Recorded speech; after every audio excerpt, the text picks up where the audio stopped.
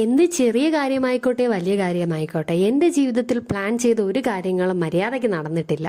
അങ്ങനെ പ്ലാൻ ചെയ്യാതെ പോയൊരു യാത്രയാണ് ഈ പൊന്മുടി യാത്ര. തലേ ദിവസം പ്ലാൻ ചെയ്തു, പിറ്റേന്ന് പോയി. നിങ്ങൾ വിചാരിക്കും ഈ പ്ലാൻ ചെയ്തു എന്ന് വിചാരിക്കുമ്പോൾ വീട്ടിൽ നിന്ന് ഒരുപാട് ദൂരം സഞ്ചരിക്കാനുള്ള സ്ഥലമാണിതെന്ന്. അല്ല, വീട്ടിൽ നിന്ന് ഏകദേശം ഒരു 1.5 മണിക്കൂർ യാത്ര ചെയ്താൽ എത്തുന്ന സ്ഥലമാണ് പൊന്മുടി. എന്നാൽ ഈ 29 വർഷത്തിനിടയിൽ ഞാൻ ആകെ ഒരു തവണ മാത്രമേ പൊന്മുടി കണ്ടിട്ടുള്ളൂ.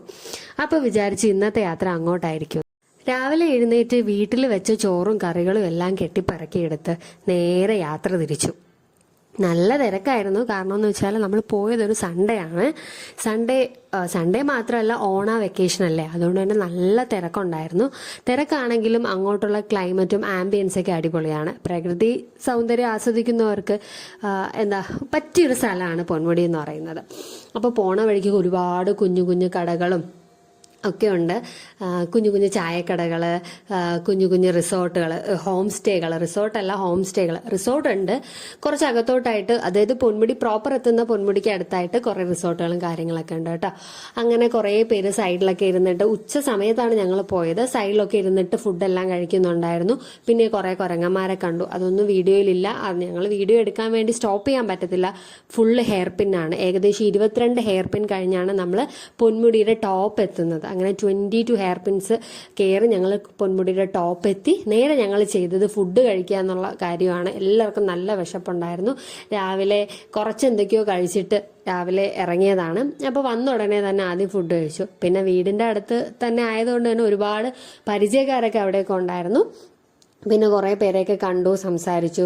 പിന്നെ കുറേ നേരം അവിടെ ഇരുന്ന് കുറേ ഫോട്ടോസ് എടുത്തു. കുറേ നേരം കാറ്റും കൊണ്ട് അങ്ങനെ ഇരുന്നു. ഇവിടെ പ്രത്യേകിച്ച് കാണാനൊന്നുമില്ലെങ്കിലും നമുക്ക് വന്ന് കാമായിട്ടിരിക്കാൻ പറ്റുന്ന ഒരു സ്ഥലമാണ്. ചെറിയ തണുപ്പും കോടയും ഒക്കെ ഇറങ്ങുന്നത്. നമ്മൾ പോയ സമയമല്ല, ഈവനിങ് സമയം പോകണം. ഒരു 4:30-5 മണിയോടുക്കന്നെ തന്നെ ഇവിടെ കോട ഇറങ്ങും. അപ്പം നല്ല രസമാണ് ഇവിടെ. പക്ഷെ നമ്മൾ ആ സമയമൊക്കെ ആയപ്പോൾ തിരിച്ചിറങ്ങി. നൈറ്റ് ആവും.